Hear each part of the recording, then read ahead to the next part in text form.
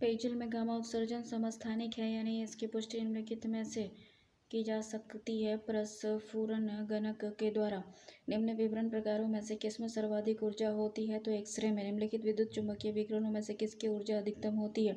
X किरणें। सूर्य पर ऊर्जा का निर्माण होता है नाभिकीय संलयन के द्वारा। तारे अपनी ऊर्जा प्राप्त करते हैं नाभिकीय संलयन से और गुरुत्वीय संकुचन से। तारे अपनी ऊर्जा निम्न में से किस प्रकार प्राप्त करते हैं? तो नाभिकीय संयोजन के फलस्वरूप। सितारों में अक्षय ऊर्जा के स्रोत का कारण क्या है? हाइड्रोजन का हीलियम में परिवर्तन। सूर्य से उत्पन्न ऊर्जा का स्रोत क्या है? नाभिकीय संलयन। एक कृत्रिम उपग्रह में विद्युत ऊर्जा का स्रोत क्या होता है? सौर सेल। कौन सा कथन नाभिकीय विखंडन से संबंधित नहीं है? तो तारों में ऊर्जा उत्पन्न करना। सौर जल पंपों के संदर्भ में निम्नलिखित कथनों पर विचार कीजिए। एक ना ही दो, कोई सही नहीं है इसमें।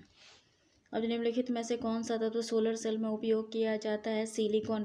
प्रकाश वोल्टीय सेल होते हैं सौर सेल। फोटो वोल्टीय सेल संबंधित है सौर ऊर्जा से। इसमें कहता है परमाणु रिएक्टर क्या है? आणविक भट्टी। नाभिकीय संलयन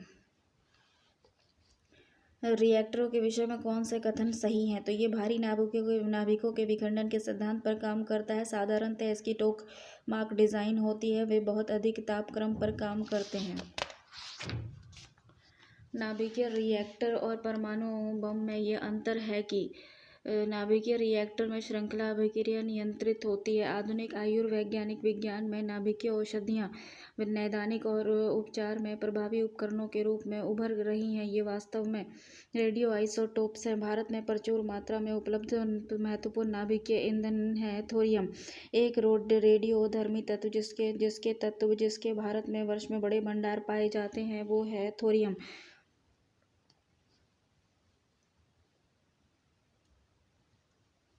भारत अंतर्राष्ट्रीय ताप नाभिकीय प्रायोगिक रिएक्टर्स का एक महत्वपूर्ण सदस्य है। यदि यह प्रयोग सफल हो जाता है तो भारत का तात्कालिक लाभ क्या होगा? तो यह विद्युत उत्पादन के लिए फ्यूजन रिएक्टर का निर्माण कर सकता है। भारत के संदर्भ में अंतर्राष्ट्रीय परमाणु ऊर्जा एजेंसी IAEA के अतिरिक्त न्यायाचार एडिशनल प्रोटोकॉल का समर्थन करने का निहितार्थ क्या है? असैनिक परमाणु रिएक्टर IAEA के रक्षा उपायों के अधीन आ जाते हैं। भारत में कुछ परमाणु रिएक्टर IAEA सुरक्षा उपायों के अधीन रखे जाते हैं जबकि अन्य इस सुरक्षा के अधीन नहीं रखे जाते हैं। इसका कारण है कि कुछ आयातित यूरेनियम का प्रयोग होता है और अन्य घरेलू आपूर्ति का। निम्नलिखित में से कौन सा तत्व परमाणु ईंधन की श्रेणी में नहीं आता है? कैडमियम। अणुशक्ति से नहीं संबंधित खनिजों को पहचानिए। क्रोमियम। निम्नलिखित में से कौन ईंधन नहीं है? तो हीलियम, थोरियम, यूरेनियम, रेडियम ये सब ईंधन है। निम्नलिखित में से किसका नाभिकीय ईंधन के रूप में प्रयोग नहीं किया जा सकता है? कैल्शियम का। किसका परमाणवीय ईंधन के रूप में प्रयोग नहीं होता है? लेड का। न्यूक्लियर बम बनाने के लिए किसका उपयोग किया जाता है? यूरेनियम का। नाभिकीय परमाणु बम का सिद्धांत आधारित है नाभिकीय विखंडन पर। हाइड्रोजन बम निम्न में से किस सिद्धांत पर काम करता है? नाभिकीय संलयन। हाइड्रोजन बम निम्न में से किस सिद्धांत पर आधारित है? तो नाभिकीय विखंडन पर। अनियंत्रित संलयन अभिक्रिया पर।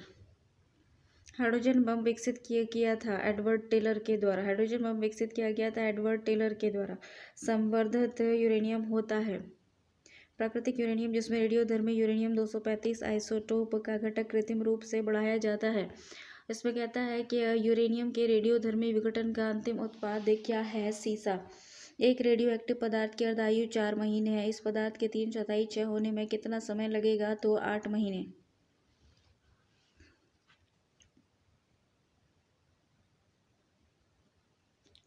किसी विघटनकारी तत्व की अर्धायु 5 वर्ष होती है। 20 वर्ष बाद विघटन पदार्थ का जो अंश बच जाता है वो है 1/16। एक रेडियोधर्मी पदार्थ की अर्धायु 10 दिन है। इसका अभिप्राय क्या है? पदार्थ के 3/4 भाग का विघटन 30 दिन में हो जाएगा। निम्नलिखित में से कौन सा एक रेडियो एक्टिव नहीं है? जिरकोनियम। निम्नलिखित में से यूरेनियम समस्थानिक परमाणु ऊर्जा संयंत्र में बिजली उत्पादन में इस्तेमाल किया जाता है। यूरेनियम 235। विद्युत उत्पन्न करने के लिए कौन सी धातु का प्रयोग किया जाता है? यूरेनियम का रेडियोधर्मी पदार्थ उत्सर्जित करता है उपरोक्त सभी अल्फा बीटा गैमा किरणें। अगर चालू नाभिकीय रिएक्टर में कंट्रोल छड़ों का उपयोग नहीं किया जाए तो क्या होगा? चयन प्रक्रिया सीमा से बाहर चली जाएगी। भारत का प्रथम परमाणु संयंत्र कौन सा है? तारापुर।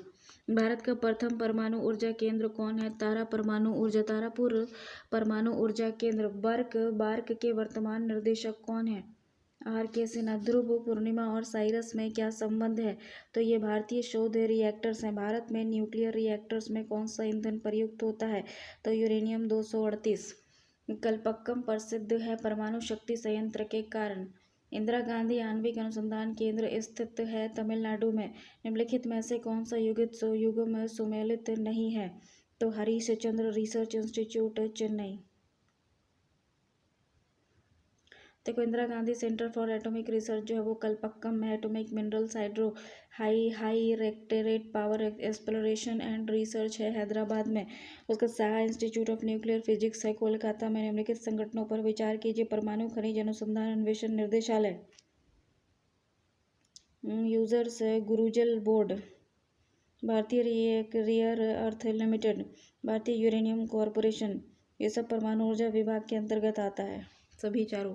भारत में भारी जल बनाया जाता है ट्रॉम्बे में। निम्नलिखित में से कौन सुमेलित नहीं है? भारत का निम्नलिखित में से कौन सा परमाणु संयंत्र चौथा भूकंपीय पेटी में अवस्थित है? नरोरा। वह परमाणु ऊर्जा संयंत्र जो हाल में सक्रिय हुआ स्थापित हुआ है कैगा में। तमिलनाडु के कुल्लम में रूस परमाणु भट्टियों की कितनी इकाइयों लगाने वाला है? राजी हुआ है डी, 6 इकाइयां लगा रहा है। कलपक्कम के फास्ट ब्रीडर टेस्ट रिएक्टर में प्रयुक्त ईंधन कौन है? प्लूटोनियम। कलपक्कम के फास्ट ब्रीडर रिएक्टर निम्नलिखित में से कौन शीतलक का प्रयोग किया जाता है? भारी जल का, द्रवित सोडियम का। कलपक्कम में फास्ट ब्रीडर रिएक्टर निम्नलिखित में से कौन सी शीतलक का प्रयोग करता है? द्रवित सोडियम का।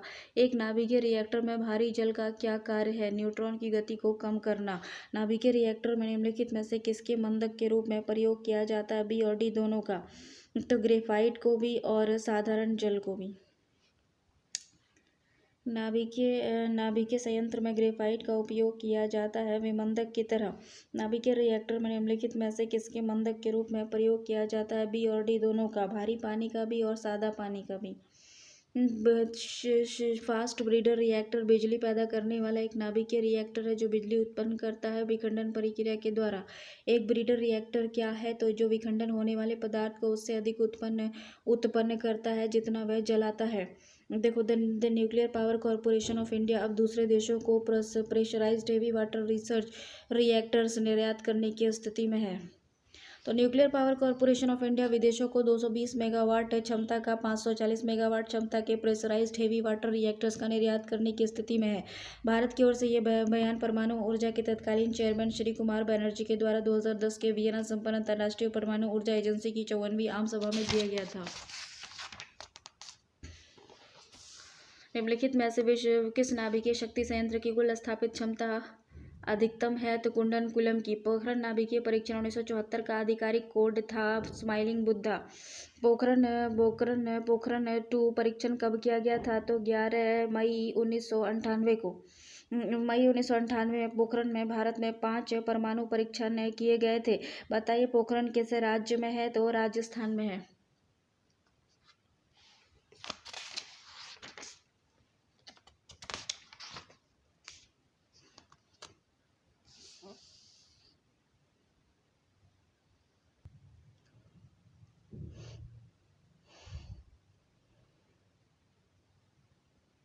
पहला कंप्यूटर बनाया गया था चार्ल्स बेबेज के द्वारा। कंप्यूटर का जनक किसे कहा जाता है? तो चार्ल्स बेबेज को।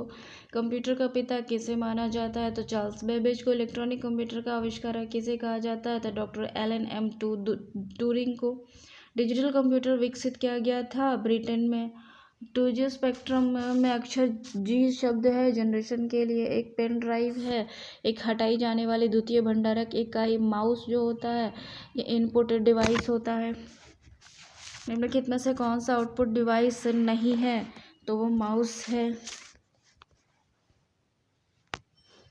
निम्नलिखित में से कौन सा आउटपुट डिवाइस नहीं है? तो टच स्क्रीन है। निम्नलिखित में से किस समूह में केवल आउटपुट डिवाइस हैं? तो प्लाटर है, प्रिंटर है, मॉनिटर है।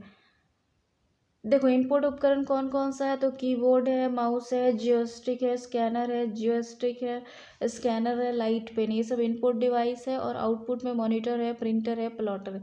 आजकल सबसे अधिक प्रयुक्त होने वाली इनपुट डिवाइस कौन सी है? तो कीबोर्ड। आजकल सबसे अधिक प्रयोग में होने वाला निवेश युक्ति है माउस। कंप्यूटर में प्रयुक्त माउस की बॉडी लगभग 40 वर्ष पूर्व बनाई गई थी। उस समय यह बना हुआ था लकड़ी का। माउस को 2 बार क्लिक करने पर सूचना जाती है सीपीयू में। आपने कीबोर्ड केबल को आप कंप्यूटर के किस पोर्ट पर लगाते हैं? तो यूएसबी पोर्ट पर। ठीक है। पुराने कंप्यूटर या उनके पुर्जे के कारण कौन से अपशिष्ट रूप से पर्यावरण में मुक्त होते हैं?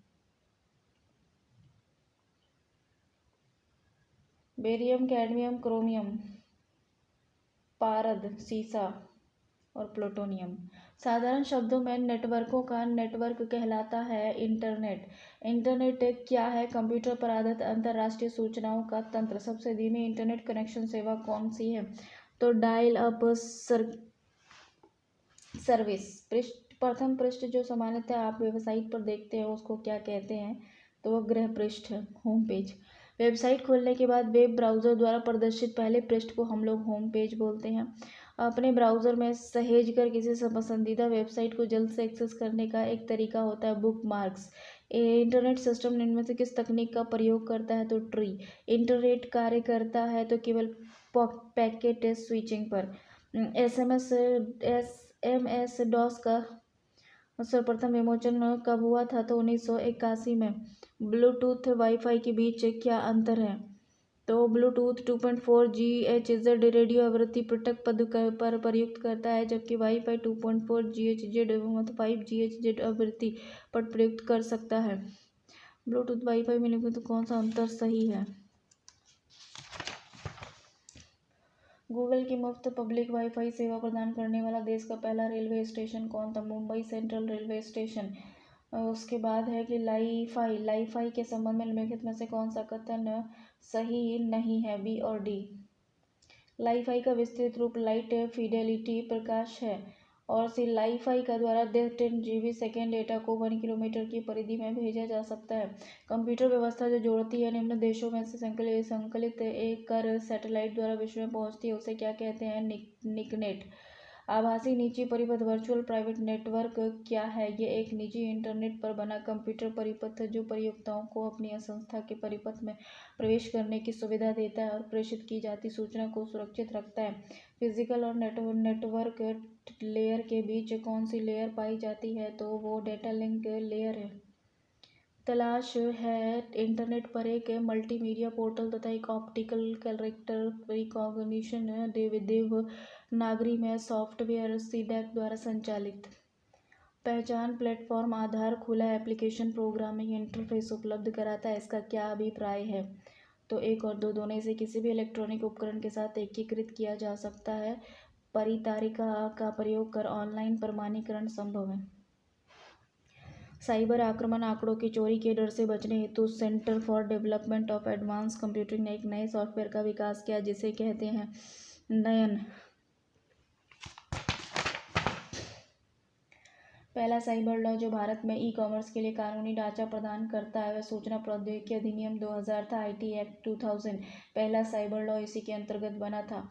भारत में सुपर कंप्यूटर परम का निर्माण किया गया था पुणे में। भारत में सर्वप्रथम स्वदेशी विकसित कंप्यूटर का नाम क्या था? परम। भारतीय सुपर कंप्यूटर का नाम क्या था? परम। भारतीय सुपर कंप्यूटर का जनक कौन कहलाता है? विजय भाटकर। निम्नलिखित में से कौन सी भाभा परमाणु अनुसंधान केंद्र विकसित कंप्यूटराइजेशन प्रोग्रामिंग है? अनुपम। आपको सुपर कंप्यूटर के लिए शब्द लंबाई की परास होती है 64 बिट तक। निम्नलिखित में से कौन सबसे बड़ा, सबसे तेज, सबसे महंगा कंप्यूटर है? तो सुपर कंप्यूटर। विश्व का द्रुततम कंप्यूटर निष्पादित कर पाता है दिसंबर 96 की स्थिति सी 10⁻12 सक्रियाएं प्रति सेकंड। विश्व का सबसे तेज कंप्यूटर कौन है? प्रश्न विश्व का सबसे तेज कंप्यूटर तियानहे 1A था, जबकि वर्तमान में विश्व का सबसे तेज कंप्यूटर जापान का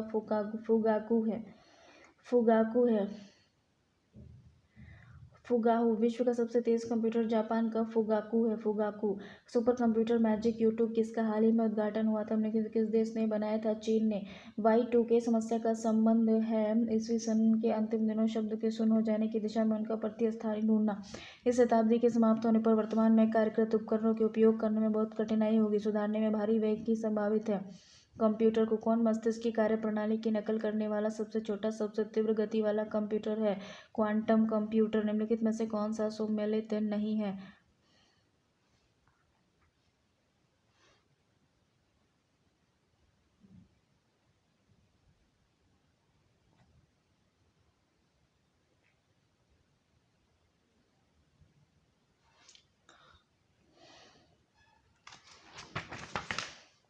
WLL का अर्थ क्या है? Wireless in local loop. Indian institute of remote sensing स्थित है देहरादून में। भारतीय रिमोट सेंसिंग संस्थान IIRS स्थित है देहरादून में।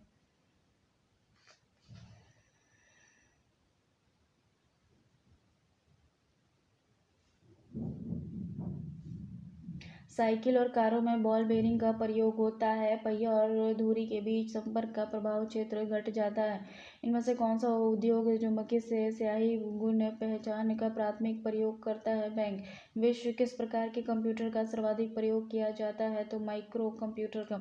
एक डिजिटल घड़ी में किस प्रकार का कंप्यूटर हो सकता है? एम्बेडेड कंप्यूटर का। निम्न लेजर किस्मों में से कौन लेजर प्रिंटर में प्रयुक्त होता है? तो बी सेमीकंडक्टर लेजर का। लेजर प्रिंटर में निम्नलिखित में से कौन सा एक लेजर प्रकार प्रयुक्त होता है? तो अर्धचालक लेजर का। प्रयुक्त प्रश्न की व्याख्या को देखें। डेस्कटॉप छपाई के लिए आमतौर पर किस प्रिंटर का प्रयोग किया जाता है? तो लेजर प्रिंटर का। डेजी व्हील प्रिंटर का प्रकार है इम्पैक्ट। WWW का आविष्कारक कौन है? तो टिम बर्नर्स-ली। इंटरनेट पर WWW का अर्थ है वर्ल्ड वाइड वेब। WWW का विस्तृत रूप है वर्ल्ड वाइड वेब। निम्नलिखित में से कौन सा WWW का सही रूप है? तो वर्ल्ड वाइड वेब। WWW का पूर्ण रूप क्या है? World wide web. निम्नलिखित में से कौन वर्ल्ड वाइड वेब का आविष्कारक माना जाता है? तो Tim Berners-Lee. World wide web पर हाइपर मीडिया सिस्टम है, क्योंकि यह दूसरे कंप्यूटर संसाधनों को जोड़ता है। कंप्यूटर पर लिखित लिंक्ड जानकारी में संग्रह को इंटरनेट के माध्यम से उपलब्ध होता है। वर्ल्ड वाइड वेब ब्लूटूथ तकनीक अनुमति देता है उपकरणों के बीच वायरलेस संचरण को। कौन सी सूचना निम्नलिखित में से कौन सी सूचना प्रौद्योगिकी शब्दावली प्रकाशीय भंडारण? कौन सी सूचना प्रौद्योगिकी परिभाषिकी नहीं है? पिनाका। निम्नलिखित में से कौन सा सूचना प्रौद्योगिकी शब्दावली का भाग है? उपयुक्त सभी। Login protocol Archie. Data communication के लिए नियमों का संघ कहलाता है प्रोटोकॉल्स। प्रोटोकॉल का वह समूह जो सभी ट्रांसमिशन एक्सचेंजेज इंटरनेट में एक ओर से दूसरी ओर भेजने में परिभाषित किए जाते हैं, उसमें होता है TCP/IP। साइबर लॉ की शब्दावली में DOS का अर्थ होता है denial of service. Junk email को स्पैम भी कहते हैं। स्पैम किस विषय से संबंधित शब्द है? कंप्यूटर से। निम्नलिखित संक्षेप रूप में से कौन सा सामान्य रूप से अवांछित जंक ईमेल का वर्णन करता है? तो स्पैम। एक निश्चित पते पर किसी यूजर द्वारा बार बार एक ही ईमेल संदेश भेजना कहलाता है ईमेल बॉम्बिंग।